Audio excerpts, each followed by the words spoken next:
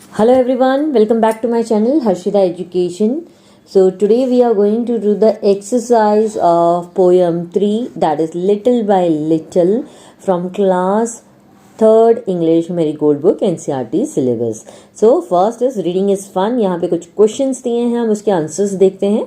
Okay, already हम इस poem का जो explanation है वो देख चुके हैं, summary देख चुके हैं. अभी हम exercise देखेंगे.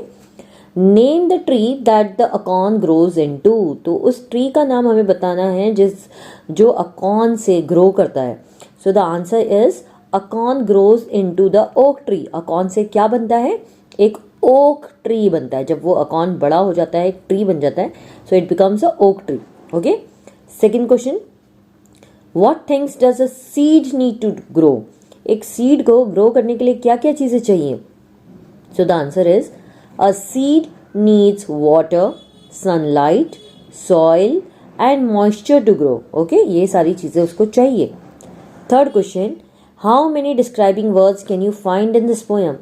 इस पोएम में कितने डिस्क्राइबिंग वर्ड्स का मतलब होता है एडजेक्टिव, जो कोई क्वालिटी बता रहे हैं. तो इस पोएम में कितनी डिस्क्राइबिंग वर्ड्स आपको मिले हैं? So you can say many. बहुत सारे डिस्क्राइबिंग वर्ड्स थे, like little, mossy, deep, thread like, tiny, slender, wide, mighty.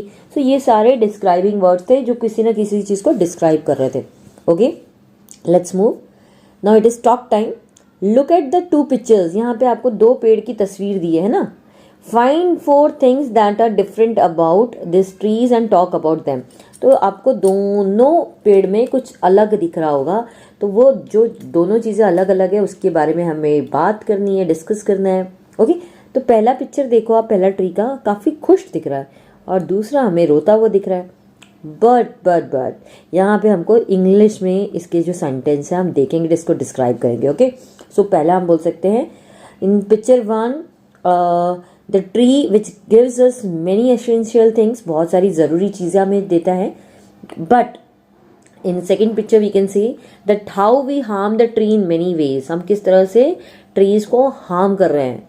ठीक है, सेकेंड हम देख सकते हैं difference, that trees gives us medicines, whereas जो सेकेंड पिक्चर आप देखो तो we are bringing wood around it. हम क्या कर रहे हैं, उसमें से लकड़ियाँ ले जा रहे हैं.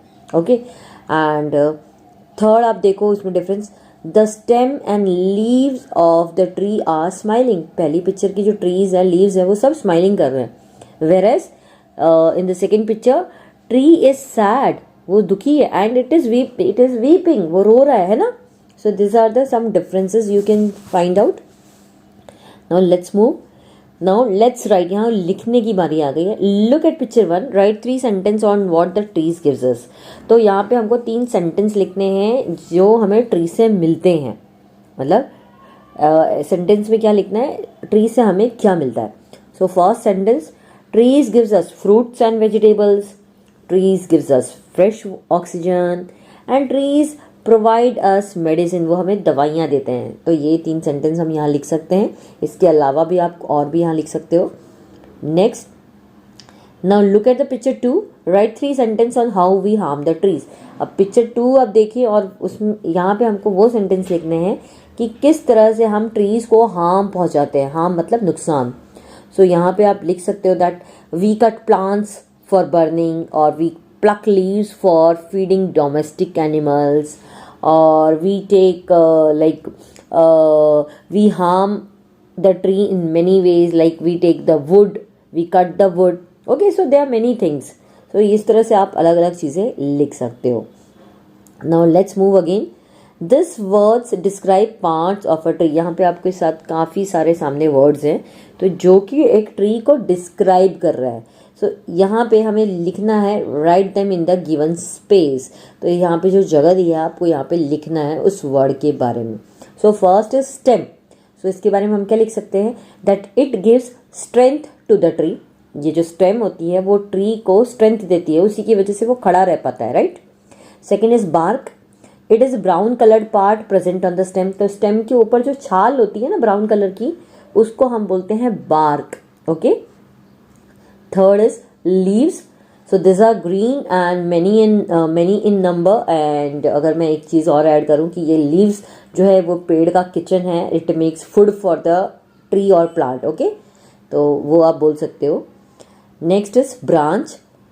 Birds make their nest on them. Branch पे आपने देखा होगा बर्ड्स वगैरह अपना नेस्ट बनाते हैं।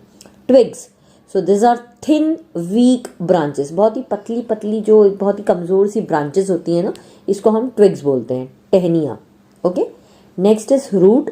सो this are thin like thread. Root मतलब जिसे हम हिंदी में बोलते हैं जड़, बहुत ही पतली पतली जो ज़मीन के नीचे जाती है। Okay, and last is shoot. So the upper most part of the plant about the soil, यानी कि जो मिट्टी से ऊपर जो प्लांट का जो ऊपर का पार्ट होता है उसे हम बोलते हैं शूट। ओके, क्लियर है? Now let's move to our next part and this is the last thing. Match the opposites one has been done for you. Okay, like यहाँ पे आपको ऑलरेडी करके दिया माइटी। माइटी का मतलब होता है शक्तिशाली, तो उसका अपोजिट है वीक यानी कमज़ोर। तो इसी तरह से हम बाकी कर लेंगे। डाउनवर्ड, डाउनवर्ड यानी नीचे, तो उसका उल्टा हुआ अपवर्ड। ओके, ऊपर। नेक्स्ट इज स्लोली यानी धीरे धीरे, तो उसका अपोजिट हुआ फास्ट। नेक्स्ट इज लिटिल, तो लिटिल का opposite is big. Then is slender, तो स्लेंडर का हमने मतलब देखा था पोयम में, पतला, तो उसका अपोजिट क्या हुआ? Fat. And the last one is day, तो day opposite is night. So here we have completed the exercise of this poem. I hope आप सभी को काफ़ी अच्छे से एक्सरसाइज समझ आ गई होगी। अगर अच्छे से समझ आई तो प्लीज़ वीडियो के नीचे लाइक के बटन को क्लिक करें और चैनल को सब्सक्राइब करना ना भूलें। Bye bye.